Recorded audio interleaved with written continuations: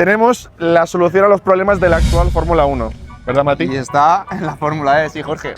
Esto del Pit Boost, que está aquí en Madrid, en el Jarama, cuéntanos un poco cómo funciona y qué es. Sí, mira, al fin y al cabo el Pit Boost es básicamente una carga, un chute de energía que se le da a la batería en medio de la carrera. Está definido el porcentaje de batería que tiene que tener para poder hacer esta parada, pero es básicamente un chute de energía para extender un poco la capacidad de la batería. Es una parada extra, pero ¿puedes parar cuando quieras o no? No puedes parar cuando quieras, está definido el rango de batería que tiene que tener en el coche para poder hacer esta parada.